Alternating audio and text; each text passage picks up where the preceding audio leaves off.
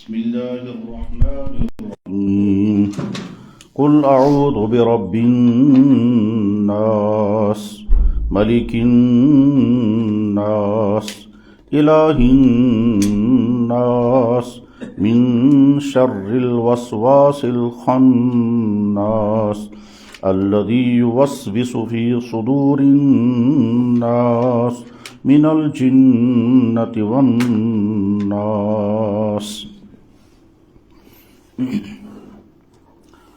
قرآن کریم کی یہ دو صورتیں ہیں، ایک صورت کا نام سورہ فلق اور دوسری صورت کا نام سورہ ناس ہے۔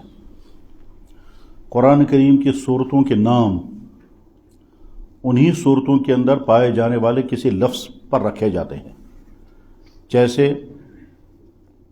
سورہ بقرہ کا نام سورہ بقرہ رکھا گیا کیونکہ اس میں لفظ بقرہ آیا ہے۔ سورہ نمل کا نام سورہ نمل اس وجہ سے رکھا گیا کہ اس میں لفظ نمل آیا ہے۔ سورہ کافرون کا نام سورہ کافرون اس وجہ سے ہے کہ اس میں لفظ کافرون آیا ہے۔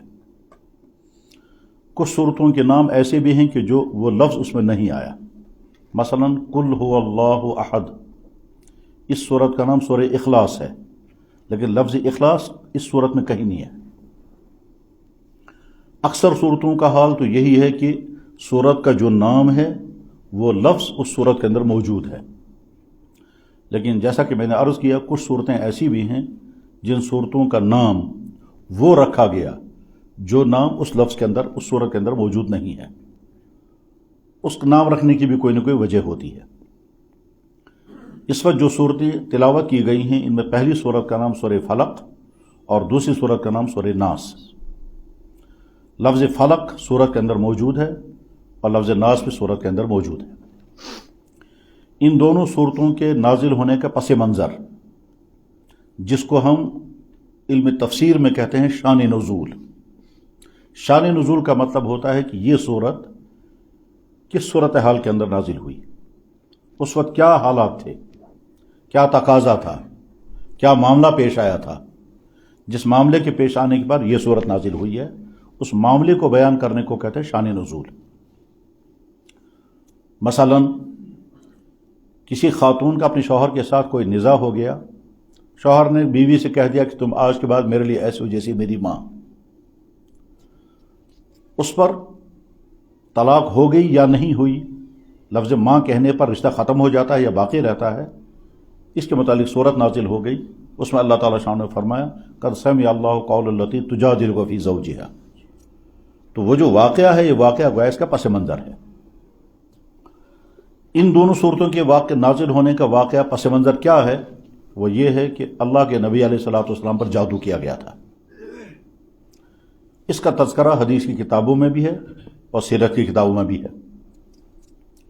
تفسیروں میں مشہور تفسیر ابن کثیر ہے، اس تفسیر ابن کثیر میں یہ واقعہ موجود ہے، اور تفسیر ابن کثیر میں جو احادیث ہیں وہ احادیث کی بڑی کتابوں سے لی گئی ہیں، جیسے مسند احمد ابن حنبل سے اور دوسری کتابوں سے۔ صورتحال یہ پیش آ گئی کہ ایک یہودی شخص جو اپنے آپ کو ظاہر کرتا تھا مسلمان، اس کا نام تھا لبید ابن اعصم۔ لبید ابن اعصم، اس شخص نے ایک بچے کے ساتھ ہمدردی کا تعلق جوڑا، جو بچہ جناب رسول اکرم صلی اللہ علیہ وسلم کی خدمت کیا کرتا تھا۔ اس نے بہلا فسلا کر کے اس بچے سے کہا کہ کسی طرح سے اللہ کے نبی علیہ الصلوۃ والسلام کا کنگھا مبارک اور آپ کے چند موئے شریف، آپ کے بال مبارک مجھے لا کر دے دو۔ اس بچے نے یہ سمجھا کہ یہ بطور تبرک کے اپنے پاس رکھنا چاہتا ہے، اس لیے جب آپ نے کنگھا فرمایا تو اس وقت جو بال گرے ہوں گے وہ بال اس نے اٹھا لیے، اور ساتھ میں ایک کنگھا بھی اٹھا لیا اور لے جا کر اس شخص کو دے دیا۔ اس شخص نے ان بالوں پر اور اس کنگھے پر جادو کیا، اور وہ جادو تیار کرنے کے بعد پھر کھجور کے ایک اس پھول کے اندر جس کے اندر پھل نکلتا ہے اس کے اندر اس کو رکھا، اور پھر ایک کنواں تھا جس کنویں کو کہتے تھے زروان، بیر زروان، اس بیر زروان جو خشک تھا اس کے نیچے پہنچایا اور پتھروں کے نیچے رکھ دیا۔ جب اس نے یہ واقعہ کیا تو اس کے اثرات جناب رسول اکرم صلی اللہ علیہ وسلم پر یہ مرتب ہوئے کہ آپ ذہنی طور پر منتشر ہو گئے۔ بہت سارے وہ کام جو آپ کرنا چاہتے تھے سوچتے تھے میں نے کر لیا، حالانکہ کیا نہیں ہوتا تھا۔ کچھ کاموں کے متعلق سوچتے تھے میں نے کر لیا، حالانکہ کیا نہیں ہوتا تھا۔ تو کبھی سوچتے تھے کر لیا، حالانکہ کیا نہیں ہے۔ کبھی سوچتے تھے کہ نہیں کیا، حالانکہ کر چکے ہوتے تھے۔ مثلا پانی پینے کا ارادہ فرما لیا، پانی پی لیا، اور بعد میں خیال آیا کہ میں نے تو پانی پیا ہی نہیں، یا خیال آیا پانی پینا تھا، میں پی چکا ہوں، حالانکہ پیا نہیں ہوتا تھا۔ اور بار بار حضرت عائشہ رضی اللہ تعالیٰ سے کہتے تھے کہ میں ٹھیک نہیں ہوں، اس پر اثرات ہیں، لیکن کیا اثرات ہیں اور کیا کیفیات ہیں وہ واضح نہیں تھی۔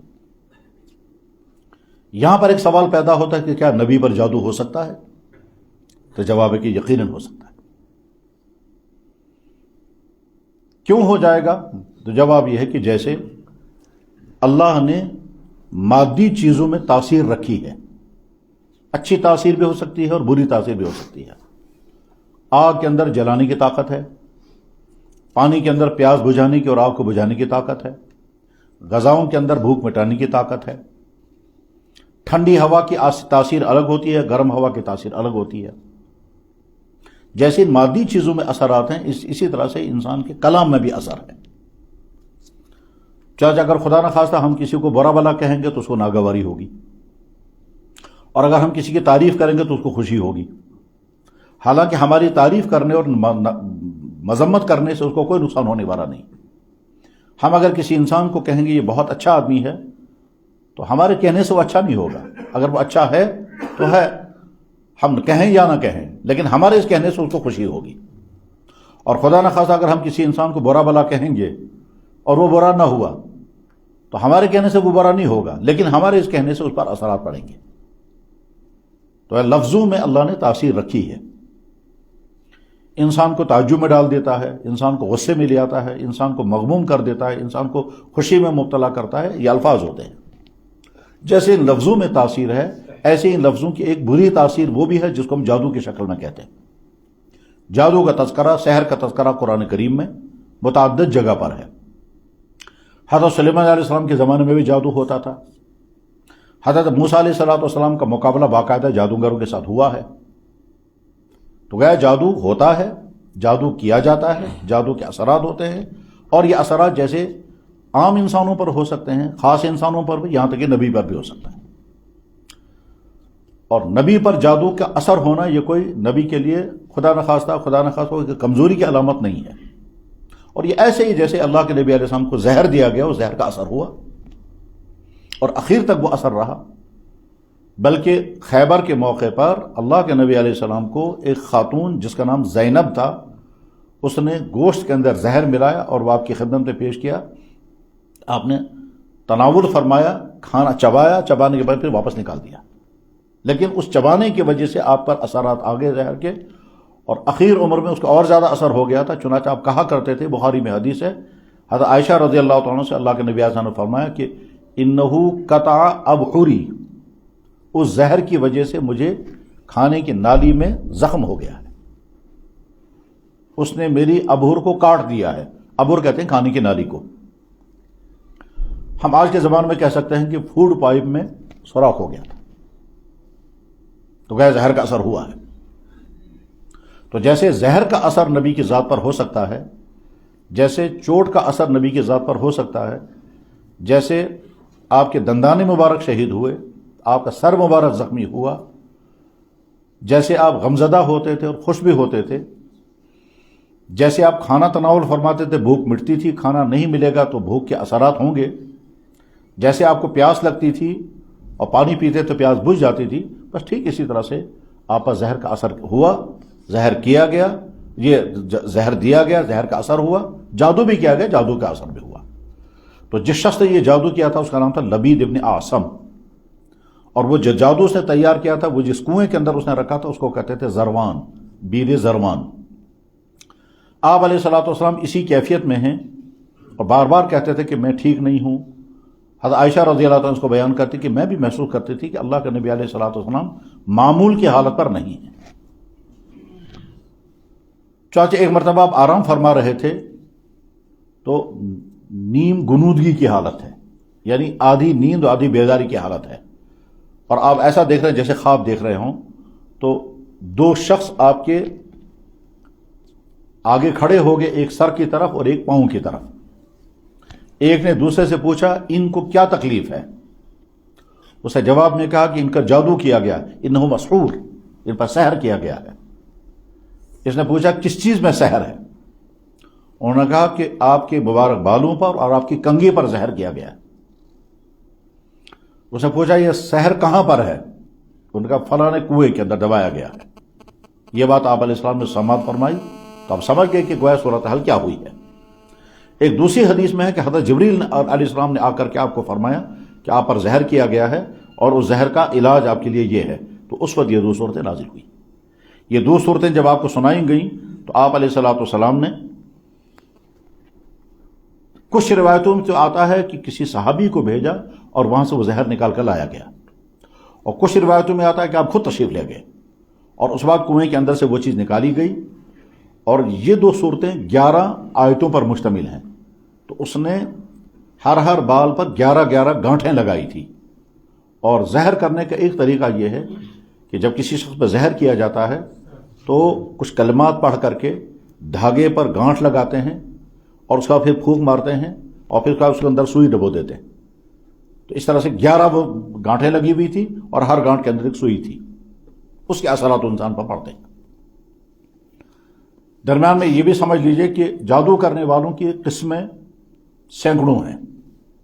انہیں میں سے ایک جادو کی قسم یہ بھی ہے کہ انسان کا پتلا بنایا جائے گا، اس پتلے کے اندر اس انسان کا نام رکھا جائے گا، پھر اس پر روزانہ ایک سوئی چبوئیں گے کچھ خاص کلام پڑھ کر، اور یہاں سے سوئی چبوئی جائے گی اور جس آدمی کا یہ پتلا بنایا گیا وہاں اس پر اثرات آتے رہیں گے، یہاں تک کہ بہت نقصان ہوگا. بلکہ آگے یہ بھی ہو سکتا ہے کہ وہ مر بھی سکتا ہے. جادو کی قسمیں جیسا کہ میں نے عرض کیا کہ سینکڑوں ہیں اور جادو کرنے کے طریقے بھی الگ الگ ہیں. تو آپ علیہ السلام نے جب ان بالوں کو نکالا تو ان میں سے ایک آیت پڑھتے تھے اور ایک بال کھولتے، وہ ایک گانٹھ کھولتے رہے یہاں تک کہ 11 آیتیں مکمل ہو گئی، 11 گانٹیں کھول دی گئیں. اور 11 گانٹیں کھولنے کے بعد پھر آپ نے ایک دم محسوس کیا کہ جیسے میں آزاد ہو گیا، کہ کسی خرابی سے نکل گیا اور بالکل نارمل معمول کی حالت پر آ گئے. یہ ان دونوں صورتوں کے نازل ہونے کا پس منظر ہے. اس کے بعد آپ علیہ السلام نے ان صورتوں کے متعلق بڑی فضیلتیں بیان فرمائی. مثلا ایک حدیث میں اللہ کے نبی علیہ السلام نے ارشاد فرمایا کہ تورات، انجیل اور قرآن میں اس جیسی صورتیں نازل نہیں ہوئی. ان دونوں صورتوں میں کیا چیز ہے جس کے بارے میں آپ نے فرمایا کہ ان جیسی صورتیں نازل نہیں ہوئی ہیں؟ تو جواب یہ ہے کہ دنیا اور آخرت میں نقصان پہنچانے والی جتنی چیزیں ہیں ان تمام چیزوں سے حفاظت مانگی گئی ہے ان دونوں صورتوں میں، دنیا اور آخرت میں. سورہ فلق میں دنیاوی تمام مصائب سے حفاظت مانگی گئی ہے اور سورہ ناس میں آخرت کی تمام پریشانیوں سے حفاظت مانگی گئی ہے. اللہ میں ابن قیم بہت بڑے مفسر بھی ہیں، فقیہ بھی ہیں، امام بھی ہیں. علامہ ابن تیمیہ کے شاگرد تھے. انہوں نے ان دونوں صورتوں کے ایک ہی ساتھ تفسیر میں بیان کرتے ہوئے لکھا کہ یہ دونوں صورتیں دراصل مجموعہ ہیں دنیا اور آخرت کے تمام آلام، مصائب، آفات و مصیبتوں سے بچنے کے لیے. زہر، جادو اور نظر بد، ان تینوں چیزوں سے بچنے کے لیے ان دونوں صورتیں انتہائی مفید ہیں. اور اس لیے اللہ کے نبی علیہ السلام ان صورتوں کو بہت اہتمام کے ساتھ پڑھا کرتے تھے. خاص طور پر سونے کے وقت ان دونوں صورتوں کو پڑھ کر کے اپنے دونوں ہاتھوں پر دم کرتے تھے اور پورے جسم پر پھیرا کرتے تھے. مسلمان ذہنیت کے وہ حضرات جو جادو کا کام کرتے ہیں، یعنی جادو توڑنے کی کوششیں کرتے ہیں، وہ ان دو صورتوں کو بہت زیادہ استعمال کرتے ہیں. انہی دونوں صورتوں کا خاص ورد کیا جاتا ہے اور ورد کے نتیجے میں پھر آدمی دوسرے کے جادو اتار سکتا ہے. جادو کے متعلق بہت تفصیلات اس وقت تو بیان نہیں ہو سکتی ہیں کہ جادو سیکھنا کیسا ہے، کسی پر جادو کرنا کیسا ہے. جادو سیکھنا سخت منع ہے، سوائے اس کے کہ کوئی انسان اگر اس غرض سے جادو سیکھے گا، سحر سیکھے گا کہ کسی سحر زدہ انسان جس پر جادو کیا گیا ہو اس آدمی کے جادو کو ختم کیا جائے، اس غرض کے لیے سیکھنے کی اجازت ہے. اور کسی پر جادو کرنا تکلیف پہنچانے کے لیے تو نہایت ہی برا گناہ ہے، نہایت ہی بدترین گناہ ہے. بلکہ اس بات کا بھی خطرہ ہے کہ وہ آدمی ایمان سے نکل جائے گا. اسلام میں جو بڑے بڑے گناہ ہیں ان میں سے کسی پر جادو کرنا بھی بدترین گناہ ہے. اور یہ انسان بہت ہی سخت سزاؤں کا مستحق ہے، آخرت میں تو ہوگا ہی، دنیا میں بھی۔ جادو کرنا بدترین گناہوں میں سے ہے، بالکل ایسے جیسے کسی انسان کو قتل کرنا، اسی طرح سے جادو کرنا بھی۔ دنیا میں ہمیشہ سے دوسروں کو نقصان پہنچانے کے لیے جادو کیا جاتا رہا ہے، آج بھی جادو ہوتا ہے۔ اس میں بعض مسلمان بھی ہو سکتے ہیں یہ غلطی کرتے ہوں گے، اور دوسرے قوموں کے اندر بھی جادو پایا گیا ہے۔ ان دونوں صورتوں کو نظر بد، جادو اور بہت ساری جسمانی اور روحانی بیماریوں سے بچاؤ کے لیے پڑھنے کی بہت زیادہ تاکید احادیث میں آئی ہے، اور بے شمار اکابرین اور صلحاء اور اولیاء نے ان دونوں صورتوں کو معمول بنایا اپنے پڑھنے کے لیے۔ بخاری شریف میں حدیث ہے کہ حضرت عائشہ صدیقہ رضی اللہ تعالیٰ عنہ بیان کرتی ہیں کہ جب اللہ کے نبی علیہ الصلوۃ والسلام آخری ایام میں بیماری کی حالت میں تھے، اور چونکہ میں نے دیکھا تھا کہ آپ کا معمول یہ ہے کہ سونے سے پہلے آپ سورہ فلق اور سورہ ناس پڑھ کر کے اپنے دونوں ہاتھوں پر دم کرتے تھے اور پورے جسم پر دونوں ہاتھوں کو پھیرتے تھے، اور بیماری کے ان دنوں میں آپ علیہ السلام چونکہ نہیں کر پاتے تھے، اسے حضرت عائشہ کہتی ہیں کہ میں نے خود سورہ فلق اور سورہ ناس پڑھی، اور میں نے سوچا کہ میں اپنے ہاتھوں پر دم کروں گی پھر حضور کے جسم پر پھیروں گی، اس سے زیادہ بہتر یہ ہے کہ میں آپ علیہ السلام کے دست مبارک پر ہاتھ پہ دم کروں گی۔ چنانچہ میں نے حضور کے ہاتھ پھیلائے، سورہ فلق اور سورہ ناس کی تلاوت کی، اور تلاوت کرنے میں ان کے ہاتھوں پر پھر حضور ہی کے ہاتھ دست مبارک حضور کے جسم پر پھیرے۔ یہ بخاری میں وفات النبی کے باب میں حدیث موجود ہے۔ وفات النبی کا مطلب ہوتا ہے وہ احادیث جن احادیث میں جناب رسول اکرم صلی اللہ علیہ وسلم کے دنیا سے رخصت ہونے کے واقعات بیان ہوئے ہیں۔ بخاری شریف کا ایک پورا چپٹر ہے کتاب المغازی۔ اس کتاب المغازی میں اللہ کے نبی علیہ الصلوۃ والسلام کے غزوات کا بیان ہے، اور ان غزوات کے بیان کے اخیر میں وفات النبی کا بیان ہے، اور اس میں کافی احادیث بیان کی گئی ہیں کہ وفات کے موقع پر کیا کیا حالات پیش آئے، کیا کیا واقعات پیش آئے، کیا کیا ارشادات ہوئے ہیں، اور آپ کا علاج کیسے کیا گیا۔ تو اسی میں حضرت عائشہ صدیقہ رضی اللہ تعالیٰ عنہ یہ بیان کرتے ہیں کہ میں نے ایسا کیا تھا۔ ان دونوں صورتوں کی فضیلتیں چونکہ بہت زیادہ ہیں، اس لیے ان دونوں صورتوں کے پڑھنے کا بہت معمول بنانا چاہیے۔ اللہ کے نبی علیہ السلام نے متعدد مرتبہ انہی دونوں صورتوں کو نمازوں میں تلاوت فرمایا۔ ایک رکعت میں پہلی صورت پڑھی، دوسری رکعت میں دوسری صورت پڑھی۔ صحابہ کو اہتمام کے ساتھ یہ صورتیں یاد کرائی تھیں۔ ان صورتوں میں ایک خاص ترتیب کے ساتھ اللہ تعالیٰ نے حفاظت مانگنے کا طریقہ فرمایا۔ چاہتے فرماتے ہیں قل، آپ کہیے، اعوذ، میں پناہ چاہتا ہوں، میں حفاظت چاہتا ہوں، برب الفلق، فلق کے رب کی۔ فلق کہتے ہیں صبح کا ٹائم۔ صبح رات جب چھا جاتی ہے تو اگر اللہ کا منشا نہیں ہوگا تو دن نہیں آ سکتا۔ یہ ساری سرگرمیاں تبھی ہیں جب سورج طلوع ہو کر کے آئے گا، اور سورج کا طلوع ہونا اللہ کے فیصلے کے تابع ہے۔ تو میں پناہ چاہتا ہوں فلق کے رب کی۔ فلق کے معنی صبح لانے والا۔ من شر ما خلق، ہر اس شر سے میں حفاظت چاہتا ہوں جو بھی پیدا ہوا ہے یا جو بھی پیدا کیا گیا ہے۔ اب پیدا ہونے والی چیزیں ہزاروں ہیں، اس میں انسان کے اعمال بھی ہیں اور باہر کی چیزیں بھی ہیں۔ اس میں جادو بھی ہے، اس میں زہر بھی ہے، اس میں نقصان پہنچانے والی ساری چیزیں ہیں، اور اس میں انسان کے وہ اعمال بھی ہیں جو اعمال ذریعہ بنتے ہیں انسان کو برباد کرنے کا، وہ بھی ہیں۔ قل، آپ کہیے، اعوذ، میں پناہ چاہتا ہوں، میں حفاظت چاہتا ہوں فلق کے رب کی۔ کس چیز سے حفاظت چاہتا ہوں؟ ہر اس شخص سے جو پیدا ہوا ہے، جو اللہ نے پیدا کیا۔ ومن شر غاسق، اور رات میں پھیلنے والے شر سے۔ اذا وقب، جب یہ رات سمٹ جائے یا رات جب چھا جائے۔ رات جب آتی ہے تو اس وقت شیاطین پھیلتے ہیں۔ دنیا کے بے شمار جرائم دن کے مقابلے میں راتوں میں زیادہ ہوتے ہیں۔ جیسے دن میں اتنی شرابیں نہیں پی جاتی جتنی راتوں کو پی جاتی ہیں، چوریاں اتنی دن میں نہیں ہوتی جتنے راتوں میں کی جاتی ہیں، ڈاکہ زنیاں اتنی نہیں ہوتی جن میں راتوں میں کی جاتی ہیں۔ اسی طرح سے دوسرے بہت سارے برے کام جو دن میں بھی ہوتے ہیں لیکن راتوں میں زیادہ ہوتے ہیں، اور شیاطین بھی راتوں کو زیادہ پھرتے ہیں۔ تو اس لیے رات کا تذکرہ خاص طور سے کیا گیا، اور یہ بھی تجربہ پایا گیا ہے، اور جادو کے ماہرین کا یہ بھی کہنا ہے کہ جادو کو کامیاب بنانے کے لیے رات کو جادو کا عمل زیادہ کیا جاتا ہے وہ مقابلے دن کی۔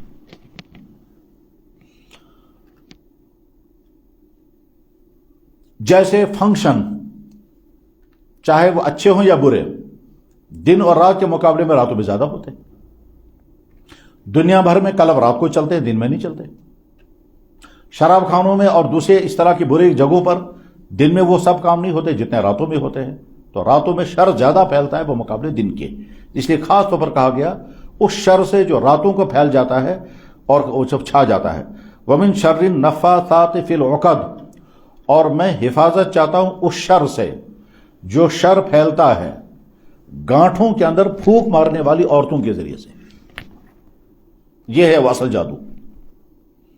جادو کرنے کا ایک سب سے عام طریقہ جو ہے وہ یہ ہے کہ دھاگا لیا جائے گا، کپڑے کی ڈوری لی جائے گی یا بال لیے جائیں گے، پھر ایک گانٹھ لگائیں گے اور جادو کے کلمات پڑھ کر اس کو پھونک مارے کو گانٹھ لگائیں گے.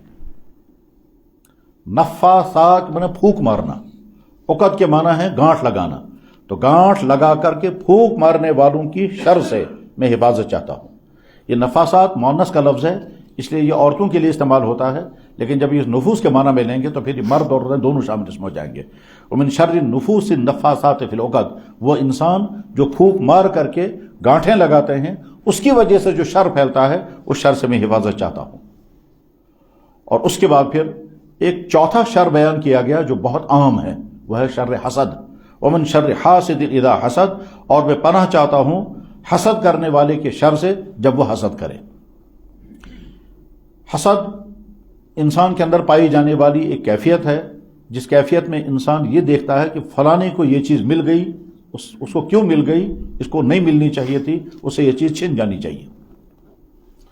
اللہ کے نبی علیہ السلام نے ارشاد فرمایا الحسد یأکل الحسنات کما تأکل النار الحطب. حسد نیکیوں کو ایسی کھا جاتی ہے جیسے آگ لکڑی کو جلا دیتی ہے. اس دنیا میں حسد سب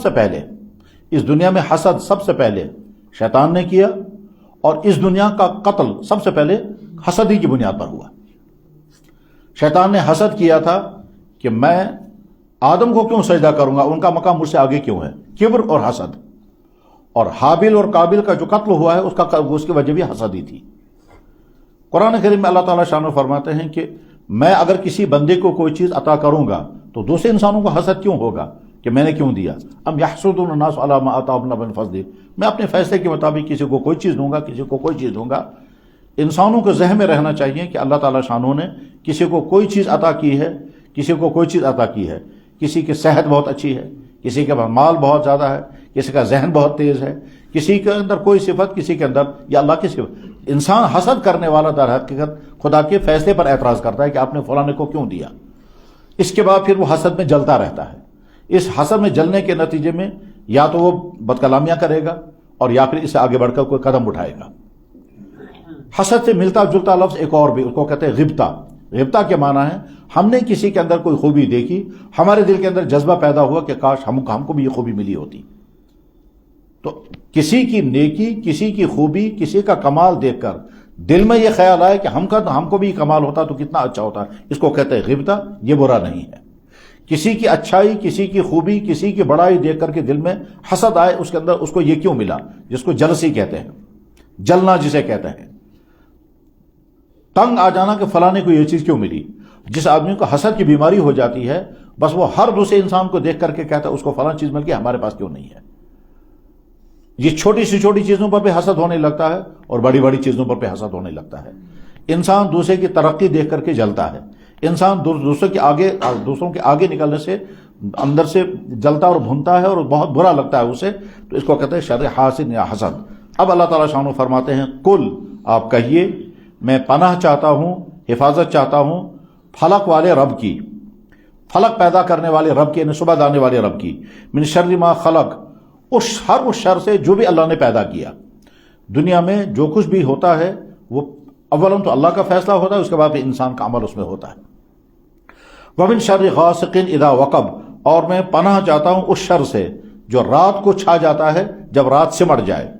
ومن شر النفاثات فی العقد، اور میں حفاظت چاہتا ہوں اس شر سے جو شر پھیلتا ہے گانٹھوں کے اندر پھونک مارنے والی عورتوں کی وجہ سے. گانٹھوں کے اندر پھونک مارنے والوں کے انسانوں کی وجہ سے. یہ نفاس جیسا کہ میں نے عرض کیا کہ نفاسات مؤنث کا لفظ ہے، اس کے لیے یا تو یہ عورتوں کی طرف منسوب ہے کیونکہ پہلے زمانے میں عورتیں ہی زیادہ جادو کیا کرتی تھی، اور آج بھی کچھ علاقوں میں جادو کا عمل عورتوں کے ہاتھ میں ہی ہے.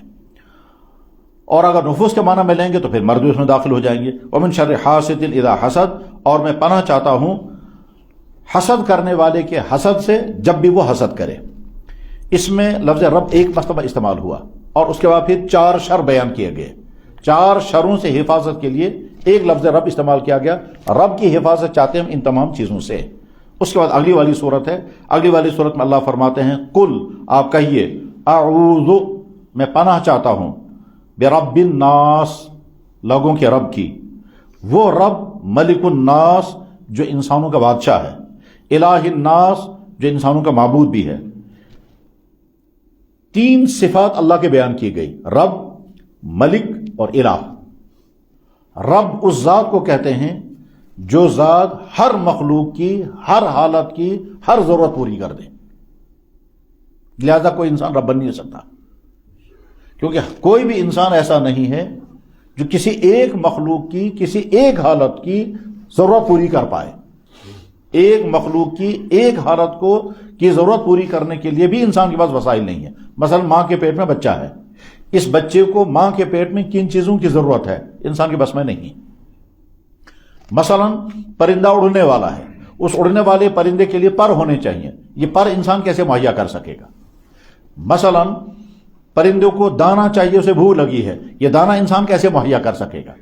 تو غرض یہ کہ انسان تو کسی ایک مخلوق کی ایک حالت کی ایک ضرورت پوری نہیں کر سکتا ہے. تو جو ذات تمام کائنات کے ہر مخلوق کی ہر ضرورت کو پوری کر دے وہ رب ہوتا ہے. اسے اللہ کے علاوہ کوئی رب ہو ہی نہیں سکتا، ممکن ہی نہیں ہے. اولم تو انسان جان ہی نہیں سکتا ہے کہ کس انسان کی کس حالت میں کیا ضرورت ہے. بچے کو دنیا میں آ کر کے دودھ پینا ہے، اس کو چوسنا ہے، یہ چوسنے کی ضرورت کیسے پوری ہو جائے گی؟ تو اس کو سکھانا ہوگا. یہ سکھائے گا کون؟ کچھ دنوں کے بعد اس بچے کو اب دانت چاہیے، آگے چل کر بچے کو دانتوں سے چبانا ہے. تو کون انسان دنیا میں اس کو دانت مہیا کر سکے گا؟ دانتوں کے دنیا بھر کے سارے ماہرین اگر جمع ہو جائیں تو پیدا ہونے والے دانتوں کی خرابی کا تو علاج وہ کریں گے، لیکن اگر دانت پیدا نہیں ہوئیں گے تو دانت پیدا نہیں کر سکتے. صاحب اسی طرح سے جب بچہ بالغ ہونے کے قریب ہوتا ہے تو بالغ ہونے کے بعد پھر لڑکا ہوگا یا لڑکی ہوگی، ان دونوں کی باڈی کے اندر کیا کیا چیزیں ہو جانی چاہیے یہ انسانوں کے بس میں نہیں ہے، نہ اپنے ہاتھ میں ہے. وہ ہارمون جو اب ڈیولپ ہو جائیں گے وہ ہارمون انسان کے اپنے بس میں نہیں ہے. اسی طرح سے بچہ پیدا ہو گیا، بچے کے لیے اب ماں کی چھاتی میں دودھ آنا چاہیے، یہ انسان کے بس میں نہیں ہے. تو غرض یہ کہ رب اس ذات کو کہتے ہیں کہ جو ہر مخلوق کی ہر حالت کی ہر ضرورت کو پوری کر دے.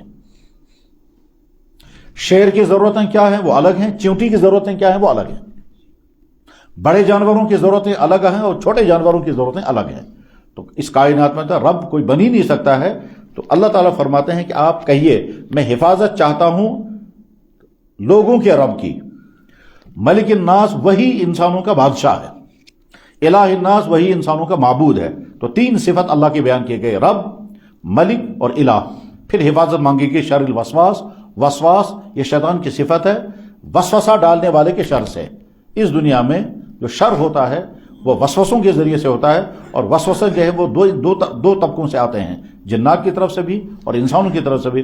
جنات میں سے ایک شیطان بھی ہے، شیاطین الجن والانس قرآن کریم میں ہے. تو میں وسوسہ ڈالنے والا جیسے انسان کسی انسان کو کنفیوز کر دے، انسان کسی انسان کو غلط راستے پر ڈال دے، انسان کسی دوسرے انسان کو بری عادتوں میں پھنسائے، یہ ان میں داخل ہے. انسان کے ذریعے سے انسان بگڑ جاتا ہے اور شیطان کے ذریعے سے انسان بگڑ جاتا ہے. ایک بچہ اس کے اندر بری عادتیں نہیں تھی، دوسرے ایسے بچوں کے ساتھ اس کا رہنا سہنا ہو گیا جس کی وجہ سے اس کے اندر بری عادتیں آ گئی. ایک بچی کی بری عادتیں نہیں تھی لیکن وہ ایسی بچوں کے ساتھ اٹھنا بیٹھنا ہو گیا، اس کی کمپنی ایسے بچوں کے ساتھ ہو گئی کہ جس کے ذریعے سے اس بچے کا ذہن بھی خراب ہو گیا.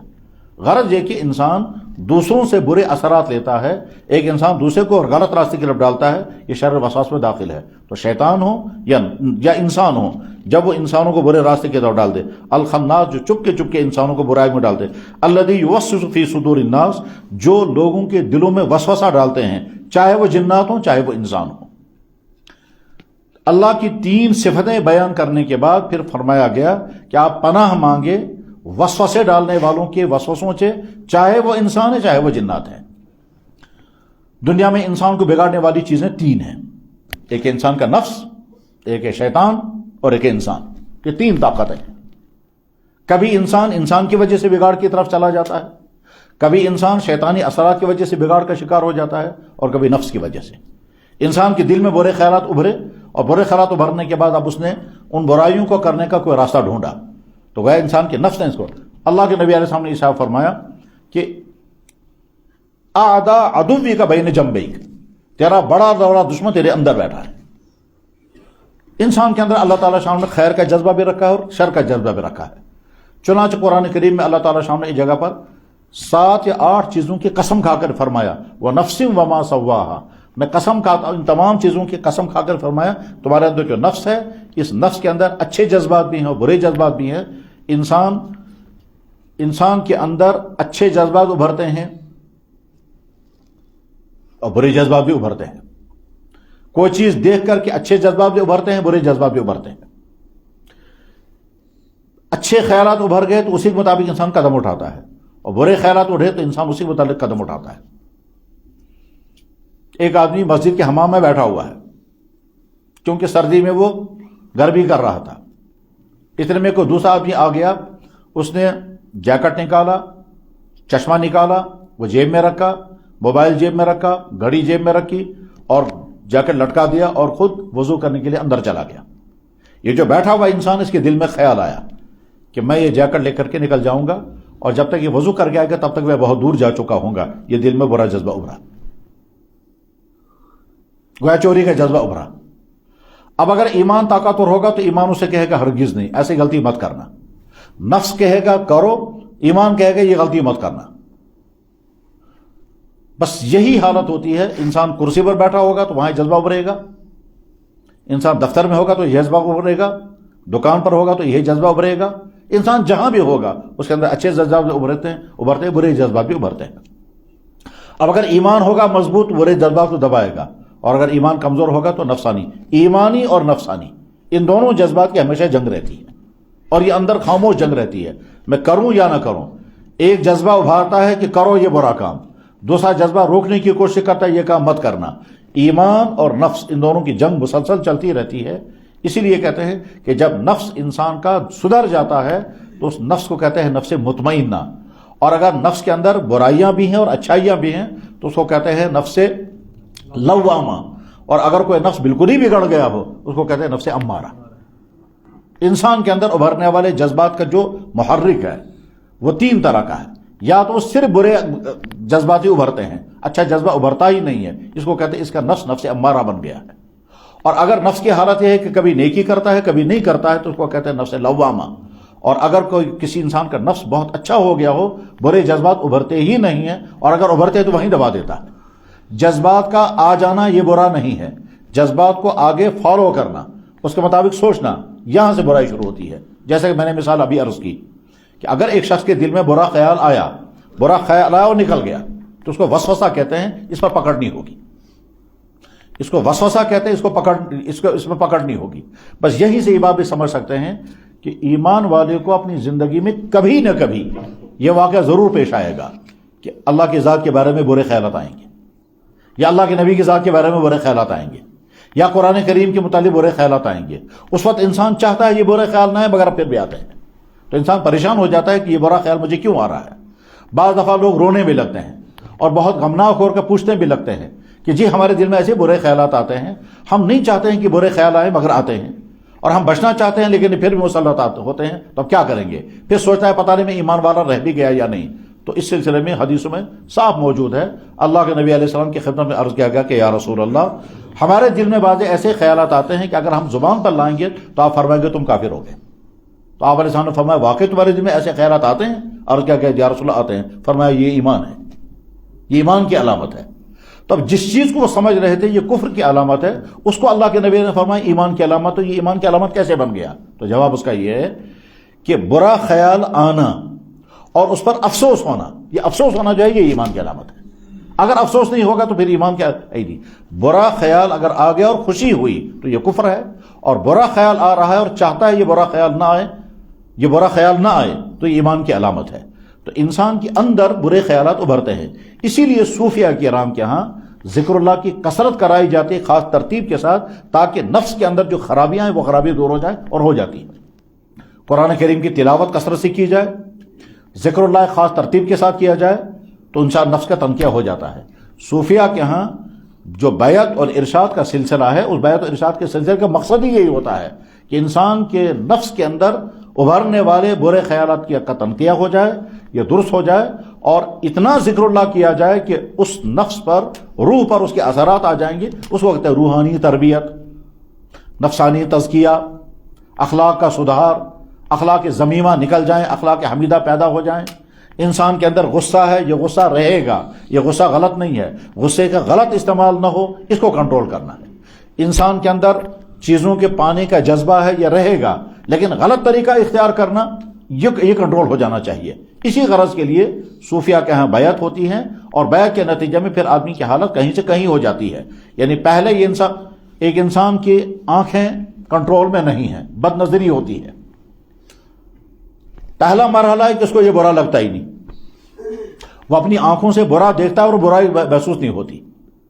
پھر جب وہ سدھار شروع کر دیتا ہے تو پھر یہ خیال آتا ہے کہ یہ غلط ہے، مجھے بد نظری نہیں کرنی چاہیے، نامحرم عورتوں کو نہیں دیکھنا چاہیے، فحش مناظر نہیں دیکھنے چاہیے، لیکن اپنے آپ کو کنٹرول نہیں کر پاتا۔ پھر جب وہ کثرت سے ذکر اللہ کرتا رہے گا ترتیب کے مطابق، نمازیں بھی پڑھتا رہے گا، تلاوت بھی کرتا رہے گا، ذکر اللہ بھی کرتا رہے گا، اور بد نظری کے نقصانات کو سوچتا رہے گا، تو ایک مرحلہ آتا ہے کہ انسان کی بد نظری کا مرض ختم ہو جاتا ہے، اور اس کے بعد پھر آنکھیں اتنی کنٹرول میں آ جائیں گی، بلکہ نامحرم عورتوں کی طرف دیکھنا اتنا برا لگتا ہے جیسے پاخانے کو دیکھنا برا لگتا ہے۔ انسان اس میں سوچتا ہے کہ میں اپنا نقصان نہیں کروں گا۔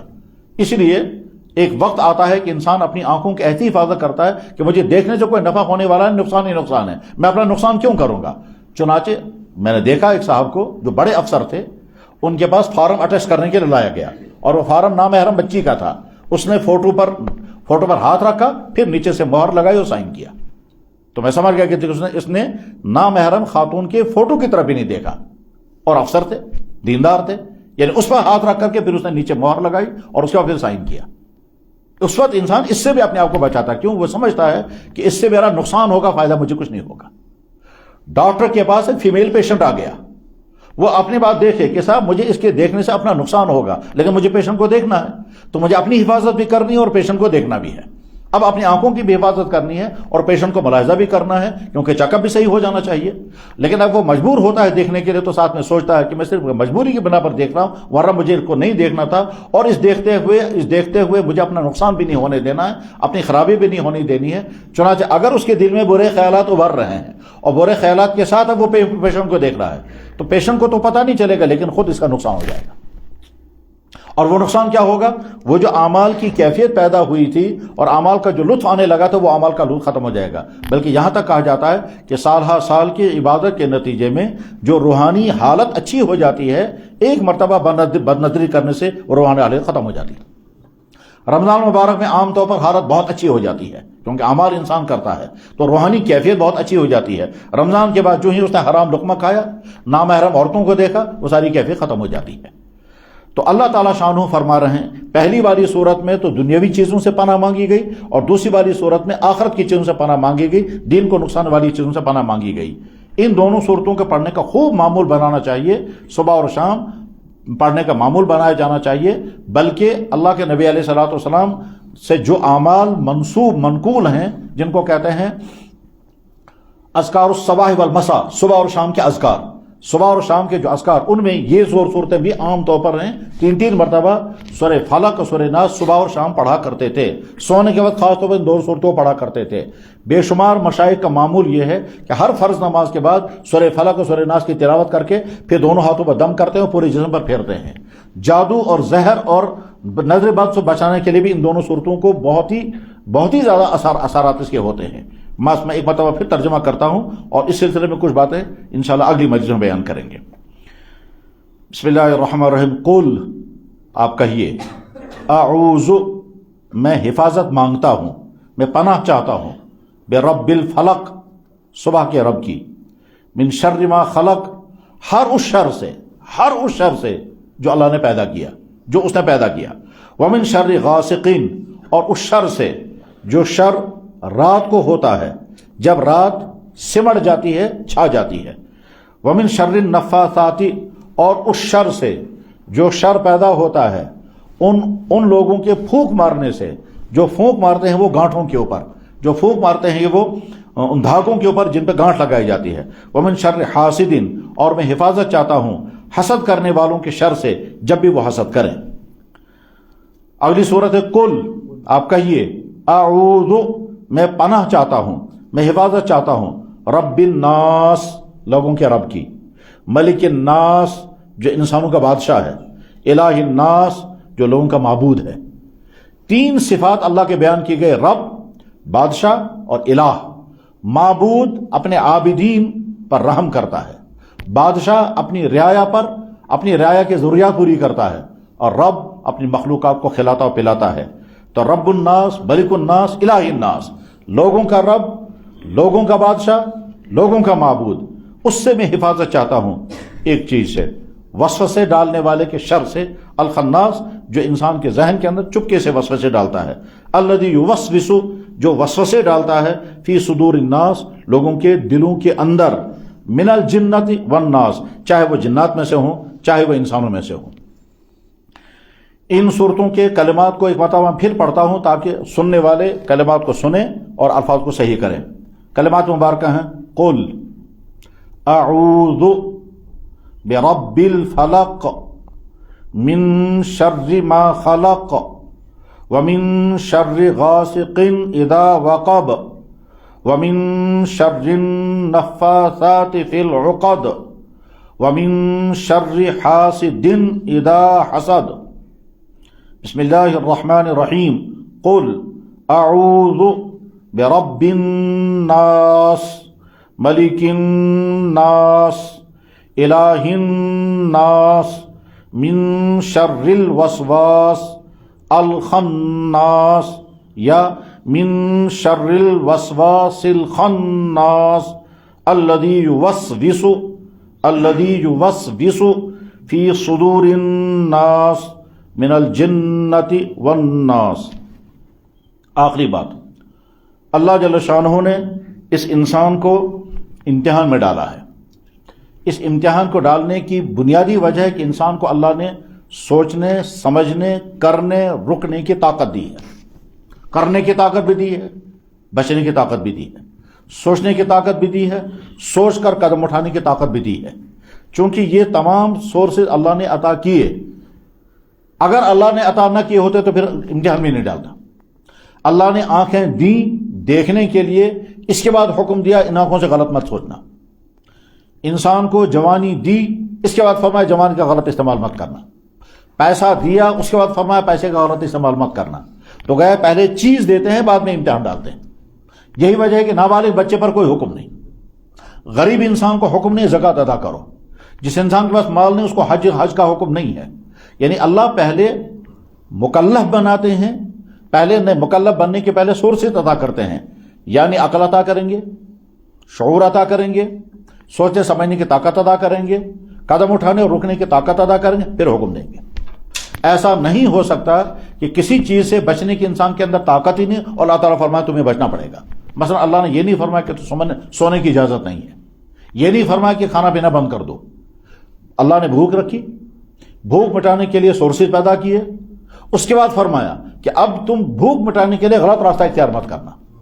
اللہ نے نیند رکھی ہے، نیند کو پورا کرنے کے لیے اللہ نے روکا نہیں، مگر فرمایا کہ وہ نیند جو اللہ کا حکم ضائع کرا دے، یعنی وہ نیند جو فجر کی نماز چھوڑوا دے، وہ نیند کی جو اللہ کا حکم ضائع کرا دے، وہ نیند۔ تو غرض یہ کہ اللہ تعالیٰ شانہ پہلے وسائل عطا کرتے ہیں پھر حکم دیتے ہیں۔ چیزوں میں اللہ نے تاثیر رکھی ہے، اس تاثیر کو انسان استعمال بھی کر سکتا ہے اور اس تاثیر سے انسان بچ بھی سکتا ہے۔ ہم نے دیکھا دوسرے انسان کو اللہ نے کوئی چیز عطا کی، ہمارے دل کے اندر اگر برا جذبہ پیدا ہوا، فوراً کہنا ہے یہ تو اللہ کا فیصلہ ہے، کچھ چیزیں اس کو عطا کی ہیں، کچھ چیزیں مجھے عطا کی ہیں، مجھے حق نہیں ہے حسد کرنے کا، مجھے حق نہیں ہے کبر کرنے کا، مجھے حق نہیں کسی کو تکلیف پہنچانے کا، مجھے حق نہیں کسی کو دکھ پہنچانے کا۔ جب اللہ ہم کو روکتے ہیں کسی چیز سے، اس کا مطلب یہ ہے کہ روکنے کی طاقت ہمارے اندر ہے۔ اگر روکنے کی طاقت نہ ہوتی تو پھر اللہ منع نہیں کرتے۔ جب اللہ تعالیٰ بہت سارے لوگ کہتے ہیں جناب ہم بچنے کی کوشش کرتے بھی بچ نہیں پاتے، تو جواب آتا ہے کہ آپ بچنے کی ویسی کوشش نہیں کر رہے ہیں جیسے بچنا چاہتے ہیں۔ جیسے کوئی ڈرگس میں پھنس گیا، وہ کہتا ہے میں بچنا چاہتا ہوں میں بچ نہیں پاتا، تو جواب میں کہا جائے گا کہ ٹھیک ہے آپ بچ نہیں سکتے ہیں، ٹھیک خدا نخواستہ اگر آپ کو اسموکنگ کی بری عادت لگ گئی اور بہت زیادہ عادت لگ گئی، اس کی وجہ سے اب آپ کی باڈی کے اندر پریشانی پیدا ہو گئی، آپ چیک اپ کرنے کے لیے گئے تو ڈاکٹر نے کہا چونکہ آپ اسموکنگ کر رہے ہیں، سگریٹ نوشی کر رہے ہیں، اس کی وجہ سے تمہارے گلے میں یا تمہارے لیور میں خطرناک بیماری شروع ہو گئی اور پہلا سٹیج ہے۔ آج کے بعد آپ کو اس کو ایوائڈ کرنا ہوگا۔ اگر آپ پرہیز کرو گے تو آپ کا علاج ہو جائے گا، اور اگر پرہیز نہیں کرو تو علاج نہیں ہوگا۔ اس کے بعد یہ آدمی اپنے آپ سے پوچھے اس کے بعد سگریٹ پیے گا کوئی شک نہیں۔ اب اگر کتنا ہی اس کو جذبہ ابھرے گا میں پھر پیتا، تھوڑا سا ایک کش ہی لگاؤں، تھوڑا سا ہی پی کے دیکھوں، لیکن نہیں پیے گا۔ کیوں؟ تو انسان کے اندر اللہ نے ایک اعتماد کی طاقت رکھی ہے، بس جب انسان ارادہ کر لیتا ہے، ارادہ کرنے کے بعد انسان اپنے آپ کو کنٹرول کر لیتا ہے۔ ان دونوں صورتوں میں اللہ تعالیٰ شانوں نے حفاظت کی دعا بھی سکھائی، اور اس میں در بردہ یہ بھی بتایا گیا کہ آپ کسی سے حسد نہیں کریں گے، کسی کو تکلیف نہیں پہنچائیں گے، کسی کو دکھ نہیں پہنچائیں گے، آپ شر والے نہیں بنیں گے، آپ کے ذریعے سے دوسرے کو شر پہنچے۔ اور دوسری کی طرف سے جب شر آئے تو نمبر ایک آپ اللہ کی حفاظت مانگیں گے، اور جب اللہ کی حفاظت آپ کے ساتھ آئے گی تو دوسرے تمام شرور سے آپ بچ سکیں گے۔ اللہ تعالیٰ شان و فہم قرآن کی دولت عطا فرمائے۔ وآخر دعوانا الحمدللہ رب العالمین برحمتک یا ارحم